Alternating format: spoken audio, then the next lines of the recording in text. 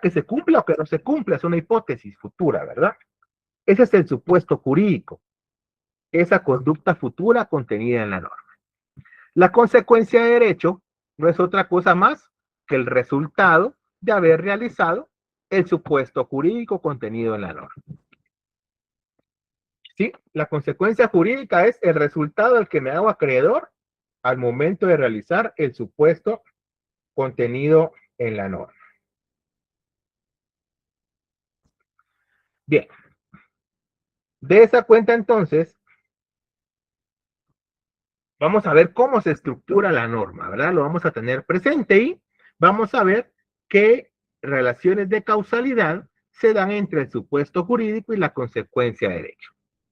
Hay relaciones causales necesarias que tienen que darse sí o sí, y hay relaciones causales contingentes que puede darse o no puede darse. Ya vamos a hablar de eso más adelante. En una tercera unidad, vamos a hablar de los conceptos jurídicos fundamentales reales o materiales. Estos dijimos que son conceptos que forman parte del contenido de la norma, informan el contenido de la norma, pero no forman parte de la estructura lógica de la norma. Aquí vamos a hablar de la persona, del hecho y el acto jurídico, vamos a hablar del derecho subjetivo y el deber jurídico, vamos a hablar de la relación jurídica, vamos a hablar de la petición, acción, pretensión y proceso, y de sanción y coacción. Cuando nosotros hablamos de persona, vamos a entender primero cómo se origina jurídicamente el concepto de persona. Persona y ser humano son parecidos, pero no son lo mismo. ¿Sí?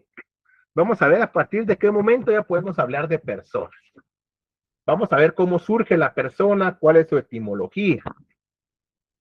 También vamos a hablar de la clasificación de la persona, ¿verdad? Legalmente, el sistema jurídico guatemalteco regula que en Guatemala existen dos tipos de personas. La persona jurídica individual, que es el ser humano, ¿verdad? Que podemos ver, el que podemos palpar, el que podemos tocar, que podemos percibir por los sentidos. Y la persona jurídica colectiva, que prácticamente es un ser inmaterial, es un ser artificial, a la que la ley y el Estado le reconocen su existencia, pero que no podemos ver, no podemos palpar, no se puede enfermar. Por ejemplo, si yo les digo Nicole López, si yo les digo Emanuel Lima, son personas que existen, son seres humanos reales. Pero si yo les digo, por ejemplo, Toyota, Toyota es una persona jurídica colectiva. Ustedes la pueden ver, la pueden tocar, pueden hablar con ella.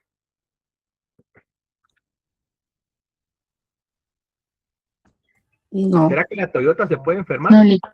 No, Lick. No. ¿Verdad? Cofiño Estal, Sociedad Anónima, es una persona jurídica que está conformada por varias personas individuales que tienen un fin común, que ponen en común su patrimonio para alcanzar ese fin y que cuentan con el reconocimiento del Estado. Personas jurídicas, por ejemplo, el Estado, las municipalidades, los bancos, las ONGs, asociaciones de vecinos, asociaciones civiles, sociedades anónimas, sindicatos de trabajadores, etcétera, ¿verdad? Cuando hablemos de la persona jurídica individual, vamos a ver cómo inicia y cómo finaliza. Para el inicio hay muchas teorías. Algunas teorías dicen que la persona jurídica individual surge con la fecundación. Otras teorías dicen que se es persona desde el momento de la concepción. Otras dicen que no basta con nacer. Tiene que haber corte del cordón umbilical. Y así, hay muchas teorías. Vamos a ver cuál reconoce nuestra Constitución, cuál reconoce nuestra ley y desde qué momento en Guatemala se es persona, porque desde que somos personas tenemos derechos y tenemos obligaciones. Si yo les digo, por ejemplo, llega con usted su vecino, porque créanme que desde que sus vecinos, sus amigos, sus primos, su familia se entera que usted estudia derecho, les van a estar haciendo consultas. Entonces, ¿qué mejor? Que usted sepa, domine y se pueda lucir, ¿verdad? Si a usted le pregunta a su vecino y le dice que su esposa está embarazada, que tiene 2 meses de embarazo, y le pregunta que si su hijo de 2 meses, en que está todavía pues en el vientre materno, tiene derecho a un nombre, ¿usted qué le diría? Que ¿Ya sí. es persona? Sí, claro. Que sí. Que sí, licenciado. ¿Ya tiene derechos? Sí, claro, ya tiene derecho. Sí. Eso lo vamos a ver más adelante, ¿verdad? Porque es en algunos casos, pero ya vamos a ver cómo aplica eso. Si, por ejemplo, el mismo esposo llega 2 meses después y le dice, mire, fíjese, Lee, que mi esposa perdió al bebé, ¿será que le podemos poner nombre? ¿Qué le dirían ustedes? No se puede. Dejándolo No. moral, dejando los sentimientos, dejando la parte religiosa, ¿verdad? Como abogados. ¿Se podría o no se podría? Eso también lo vamos a ver cuando platiquemos de la persona jurídica individual. De la misma manera vamos a ver los atributos de la persona jurídica individual. El nombre, cómo se conforma el nombre, cómo se puede identificar la persona, qué se puede hacer cuando la persona usa su nombre incompleto, usa su nombre en diferente orden o usa un nombre distinto al que consta en su partida de nacimiento. ¿Cómo se identifica legalmente la persona? Eso lo vamos a ver con el nombre. Vamos a hablar de la identificación de persona y la identificación de terceros. También vamos a hablar del seudónimo, del mote, nombre de pandillas, etcétera, ¿verdad? Eso cuando hablemos del nombre.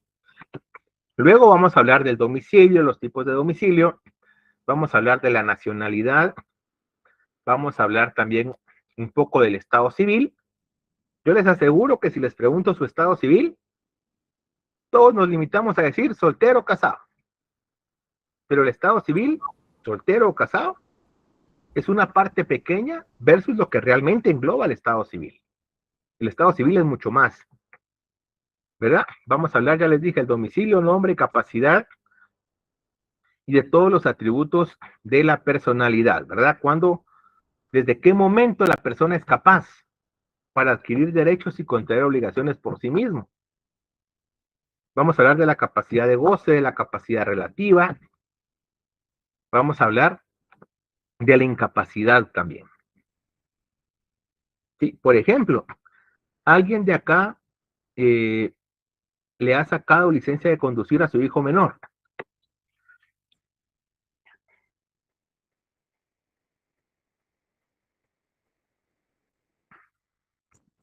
Cuando usted le va a sacar licencia a su hijo menor de edad, piden que el padre, uno de los padres, firme una carta responsabilizándose. Pero es porque el hijo, al no ser mayor de edad, todavía no es capaz para obligarse por sí mismo. Usted es el responsable. Pero entonces vamos a hablar de capacidad de goce, capacidad de ejercicio y capacidad relativa. Luego vamos a hablar de la persona jurídica colectiva. Vamos a hablar de cuáles son sus elementos. Vamos a hablar de cuándo surge, a partir de qué momento existe, cuándo finaliza la persona jurídica colectiva. Vamos a hablar también de los atributos de la persona jurídica colectiva, como puede ser la razón o denominación social, que es el equivalente al nombre. Vamos a hablar del domicilio, vamos a hablar de la nacionalidad, vamos a hablar del patrimonio, entre otros, ¿verdad? Luego, pues ya pasamos a hablar un poquito del hecho y el acto jurídico. En el hecho jurídico se produce una acción por causas de la naturaleza o por voluntad de las personas, pero sin la intención de producir consecuencias jurídicas. Mientras que en el acto jurídico se produce una acción por voluntad de las personas con la intención de producir consecuencias jurídicas. Por ejemplo, yo entro a robar un banco y cuando me doy a la fuga, me sale un policía y le disparo en la cabeza y fallece. ¿Ese es un hecho jurídico o es un acto jurídico?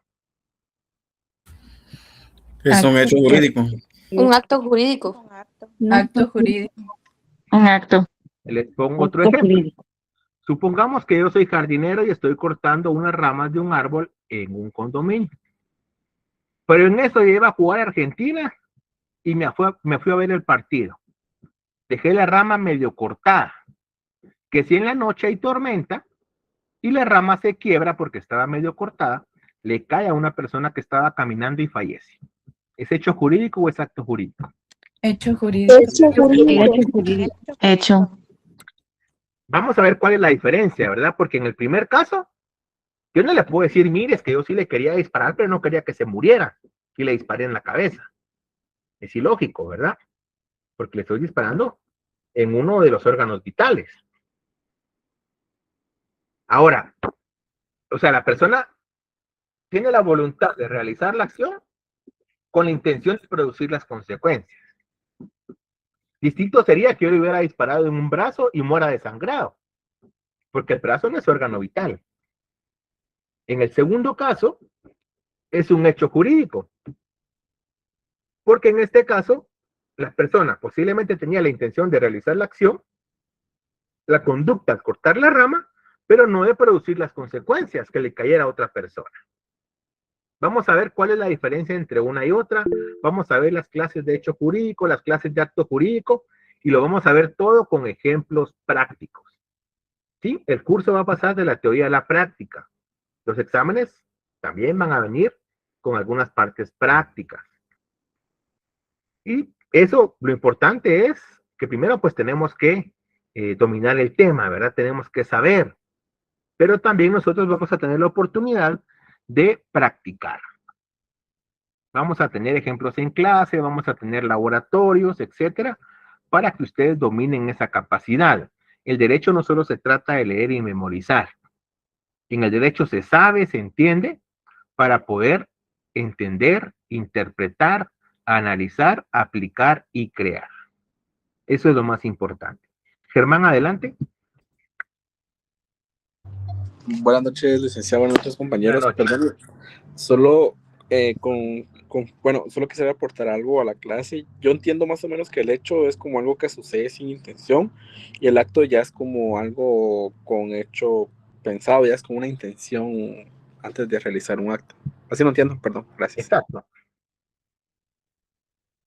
Exacto, así prácticamente es, ¿verdad? En el hecho jurídico puede existir o no voluntad de realizar la acción, pero no de producir las consecuencias.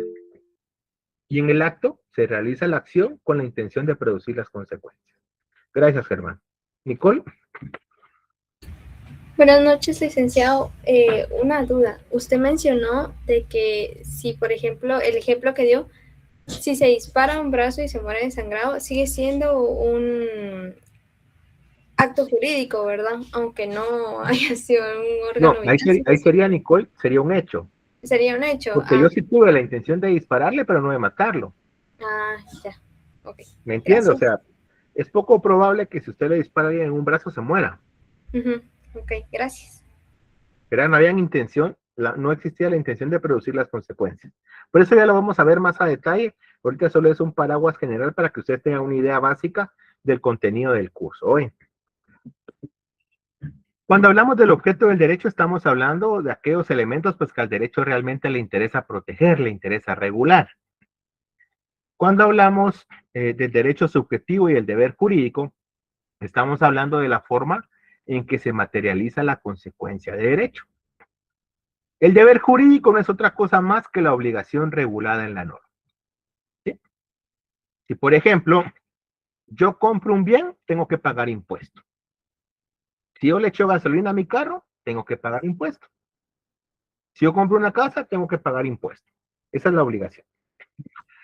Ese es el deber jurídico, ¿verdad? Esa restricción a mi libertad.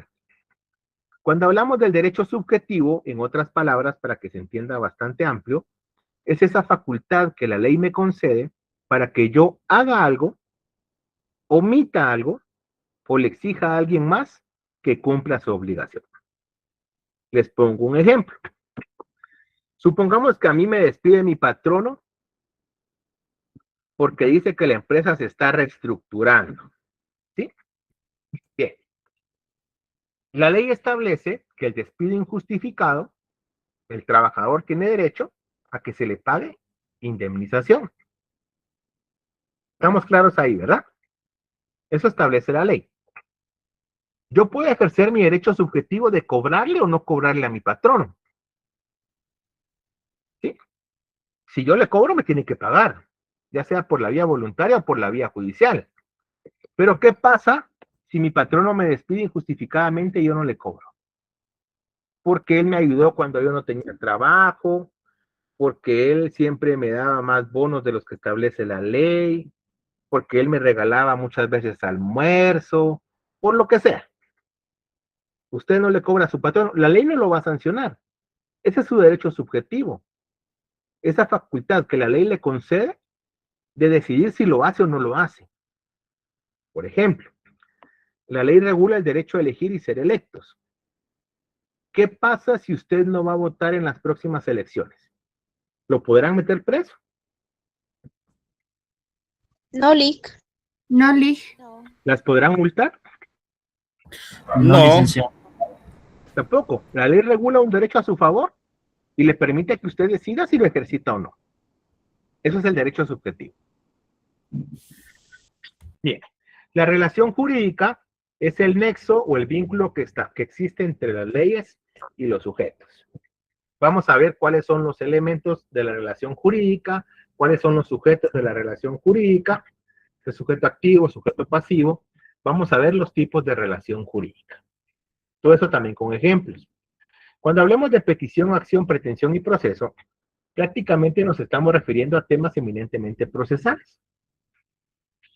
Cada uno, pues, va de la mano del otro, su desarrollo va permitiendo que el siguiente se vaya desarrollando y están bastante entrelazados, ¿verdad? Cuando hablamos de petición, recordemos que nuestra Constitución Política de la República de Guatemala regula el derecho de petición en materia administrativa y el derecho de petición en materia política.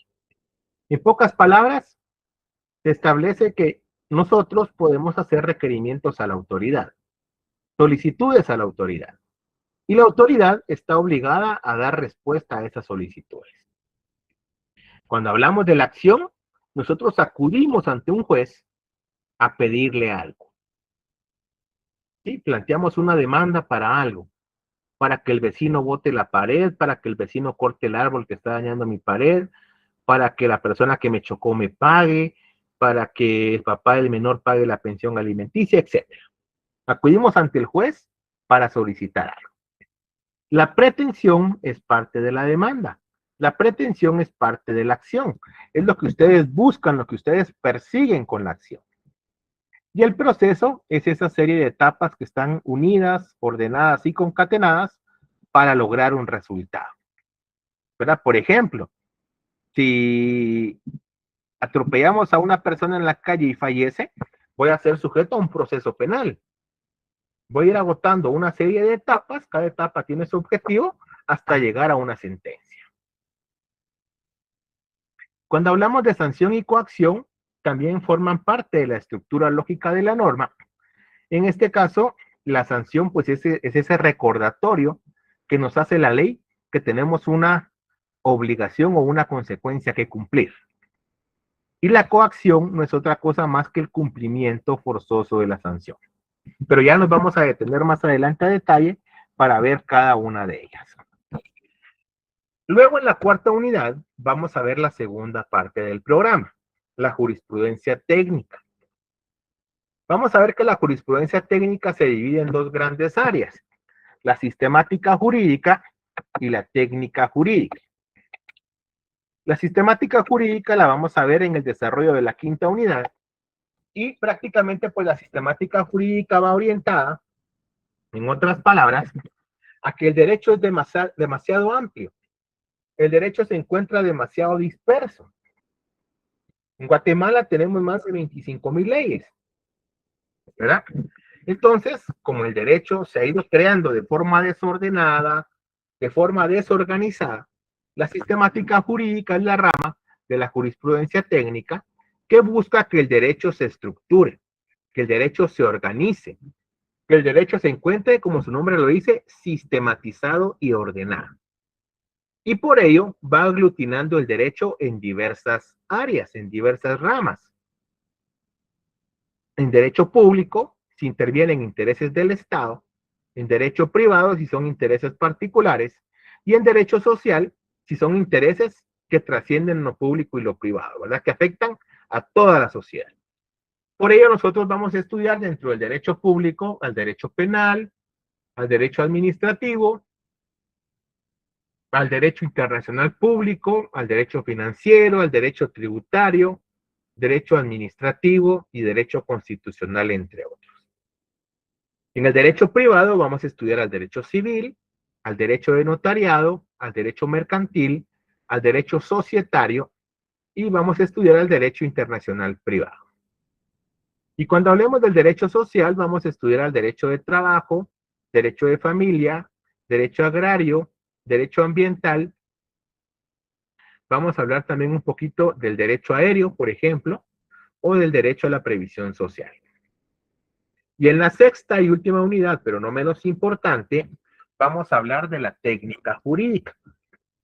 La técnica jurídica es aquella área de la jurisprudencia técnica que va a estudiar la forma en que el derecho debe aplicarse e interpretarse.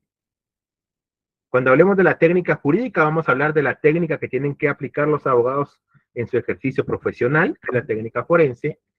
Vamos a hablar de la técnica que tienen que aplicar los jueces, que es la técnica jurisdiccional. Vamos a hablar de la técnica legislativa que tienen que aplicar los diputados al momento de crear la ley. Y vamos a hablar de la técnica de investigación jurídica. Cuando hablemos de la técnica forense, vamos a leer el Código de Ética Profesional del Colegio de Abogados y Notarios de Guatemala. Y vamos a invitar, yo tuve la oportunidad de formar parte del Tribunal de Honor, vamos a invitar a algún integrante del actual tribunal para que nos dé una charla, oye, porque es algo bastante importante.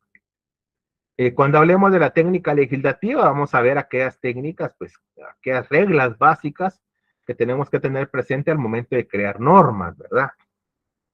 Por ejemplo, la ley se redacta en futuro. Solo se redacta en presente cuando vamos a definir algo. Regularmente no tenemos que definir, salvo que el contenido de la ley no se entienda sin esa definición. Por darles un ejemplo. Ya lo vamos a ver más a detalle. Vamos a hablar de la jurisdicción y competencia. Cuando hablemos de la jurisdicción y competencia, jurisdicción es esta facultad que tiene el Estado de administrar justicia, ¿sí? De aplicar justicia, de ejecutar lo juzgado. Y vamos a hablar de competencia. Competencia es como que esa porción de justicia que puede aplicar cada juez. Todos los jueces tienen jurisdicción, pueden aplicar justicia, pero no todos tienen competencia. ¿A qué quiero ir con esto? Que el juez únicamente puede administrar justicia dentro del ámbito de su competencia. No se puede salir de su competencia. Es decir, si yo soy juez penal del departamento de Guatemala, yo no puedo conocer casos de Quetzaltenango y de Huehuetenango, porque mi competencia es Guatemala y es materia penal. Un juez civil no lo puede divorciar. Un juez de trabajo no puede conocer una pensión alimenticia. ¿Sí? El juez únicamente puede conocer dentro de su competencia. Y para ello vamos a ver y vamos a estudiar las reglas de la competencia. Competencia por razón de materia, competencia por razón de cuantía, competencia por razón de territorio, competencia por razón de grado y competencia por razón de turno. Para ello, nos vamos a auxiliar del Código Procesal Civil y Mercantil. Cuando hablemos de la persona, nos vamos a auxiliar del Código Civil. ¿Sí? Ya les voy a decir yo más o menos qué legislación vamos a ir usando conforme vayamos avanzando. Esos códigos yo se los voy a compartir. Yo tengo licencia de InFile, los voy a bajar y se los comparto para que no gasten. Lo que sí tenemos que tener siempre a la mano es Constitución y ley del organismo judicial. De ahí el Código Civil, el Código Procesal Civil, el Código de Ética Profesional, yo se los voy a ir compartiendo poco a poco. Bien. La competencia le vamos a dedicar un tiempo bastante bonito porque cuando su cliente llega ante usted, Su cliente no le va a decir, mire, Lick, fíjese que yo tengo que plantear un juicio oral de pensión alimenticia por causal determinada. Su cliente le va a decir, mire, Lick, es que fíjese que el papá del niño antes me ayudaba, ahora no me ayuda y no sé qué se hizo y yo sola no puedo, necesito que me ayude. Entonces usted tiene que recibir la voluntad de las partes, le tiene que dar forma, analiza y encuentra una solución. Usted ya sabe que tiene que plantear una demanda. Sí, pero no la puede plantear ante cualquier juez. Usted tiene que saber específicamente ante qué juez la va a plantear. Y para ello es que vamos a estudiar la competencia, porque es trabajo nuestro saber ante qué juez vamos a presentar la demanda. Imagínese usted decirle a nuestro cliente que fue despedido sin justa causa en su trabajo. Mire, don Juanito, es que fíjese que le quiero pedir disculpas porque ya no vamos a poder cobrar sus prestaciones y su indemnización porque me equivoqué, presenté la demanda en un juzgado que no era. O decirle a los familiares de alguien, ¿verdad? Miren, es que fíjense que tal persona se va a quedar en la cárcel porque yo presenté la apelación en una sala que no correspondía. O sea, las personas se están poniendo en nuestras manos su patrimonio, su familia, su libertad, y antes inclusive ponían su vida. Entonces es bastante importante que usted sepa ante qué juez tiene que plantear la demanda. ¿Cómo lo va a saber? Tiene que aplicar los 5 criterios de la competencia al mismo tiempo. Y para ello tiene que conocer las reglas de cada uno de los criterios de la competencia. Entonces ahí vamos a ver bastantes casos prácticos para que usted pueda analizar y lo pueda aplicar de la mejor manera. Todo va a ser con acompañamiento. Oye, no les voy a pedir algo de la noche a la mañana que se lo invente. Lo vamos a ver, lo vamos a practicar, lo vamos a analizar.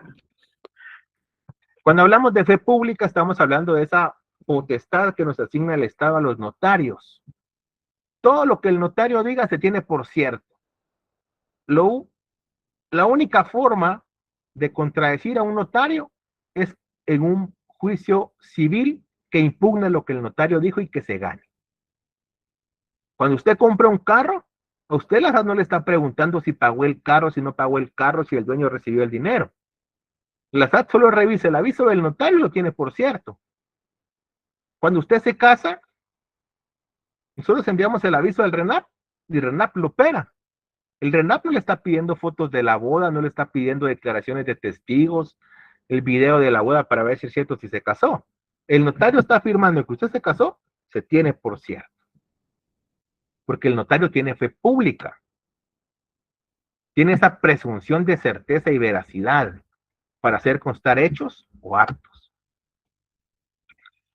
Y por último, cuando hablemos de los problemas de la técnica jurídica, vamos a hablar de aquellos problemas a los cuales se enfrenta el juzgador al momento de resolver un caso concreto. La vigencia de la ley pareciera fácil. Nosotros tenemos que determinar que la norma jurídica que estamos aplicando está correcta. Imagínense que el juez nos rechace la demanda porque nos dice que estamos invocando una norma que ya no está vigente. Y usted dirá, Lick, pero eso es fácil. Aparentemente sí. Pero en Guatemala hay más de 25,000 leyes vigentes. En Guatemala todos los días se están emitiendo nuevas normas, se están dejando sin efecto normas y se están modificando normas. Esto sí requiere mucho estudio.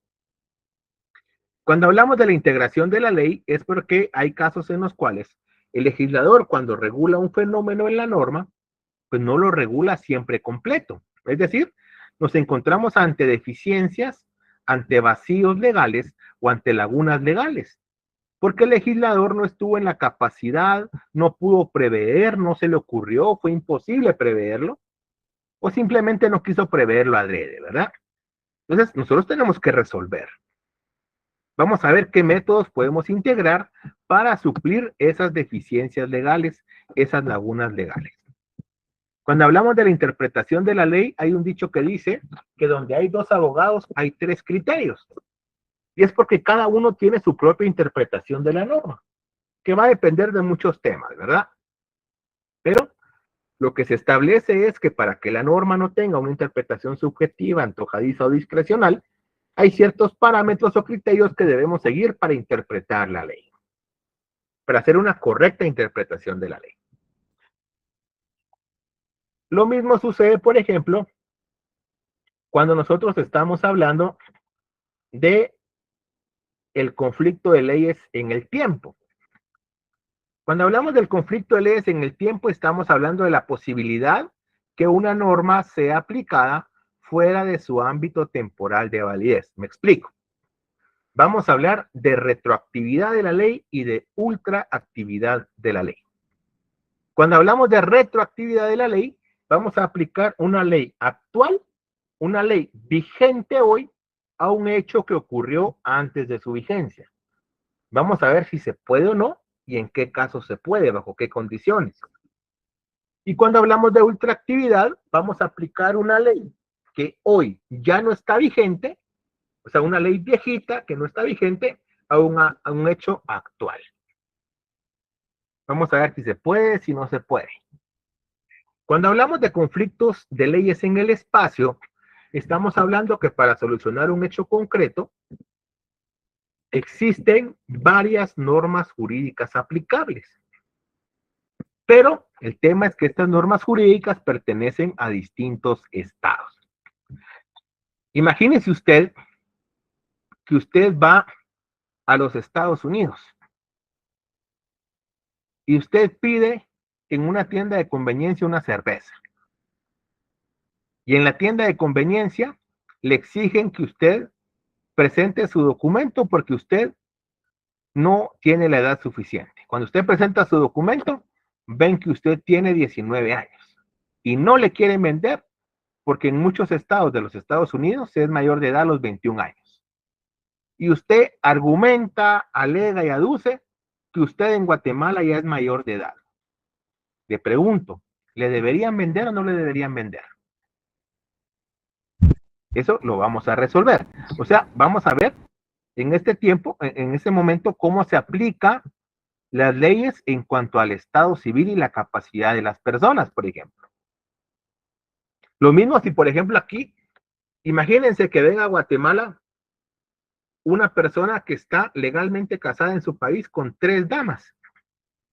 En Guatemala no está permitido. ¿Qué pasa ahí? Ya lo vamos a ver en su momento. O lo mismo sucede, por ejemplo, imagínense que su abuelito es guatemalteco. Su abuelita es salvadoreña. Ellos se conocieron estudiando en Argentina. Se fueron a vivir a Brasil, donde se casaron, y compraron casas en Brasil y en Bolivia. Si ellos se divorcian, se tendrían que divorciar bajo la ley guatemalteca, bajo la ley salvadoreña, bajo la ley argentina, bajo la ley salvadoreña, perdón, brasileña o boliviana. Eso lo vamos a ver cuando hablemos de conflicto de leyes en el espacio. Porque hay ciertos parámetros dados por el derecho internacional para resolver estos temas. Y esto, mis amigos, en grandes rasgos es lo que vamos a ver en Introducción al Derecho 2. ¿Alguien tiene alguna duda o alguna pregunta?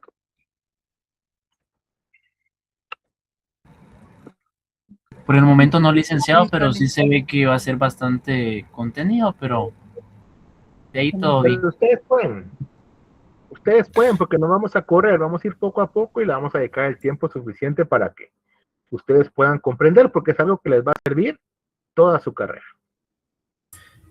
Sí, voy a terminar de plantear el ejemplo del divorcio que dijo, porque sí me quedé con la duda. Ahí lo vamos a dejar de tarea. No, vean. Vamos a hablar poco a poco de eso, para no confundirlos. Vamos a hablar poco a poco conforme vayamos avanzando. Siempre en cada tema vamos a tener ejemplos prácticos. Ejemplos cotidianos de nuestro día a día para que eso facilite el conocimiento hoy.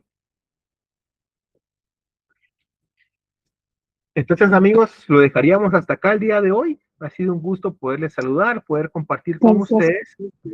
Espero que en algún momento pues podamos compartir presencialmente, ¿verdad? Podernos conocer todos y compartir.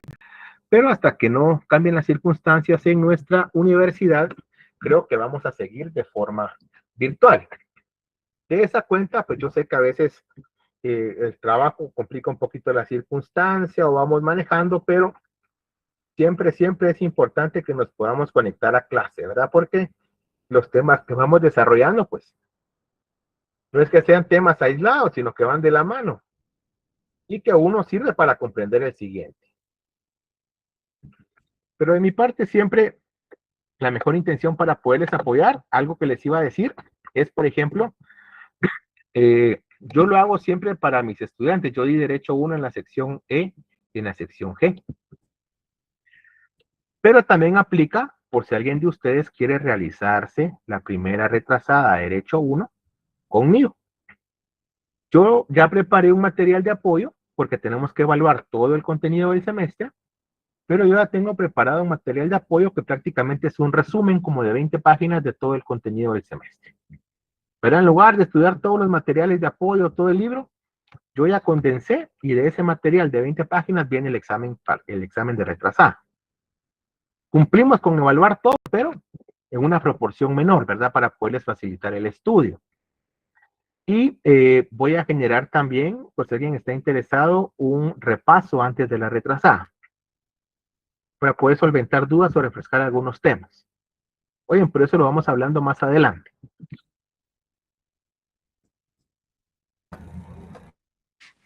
Muchas gracias, licenciado.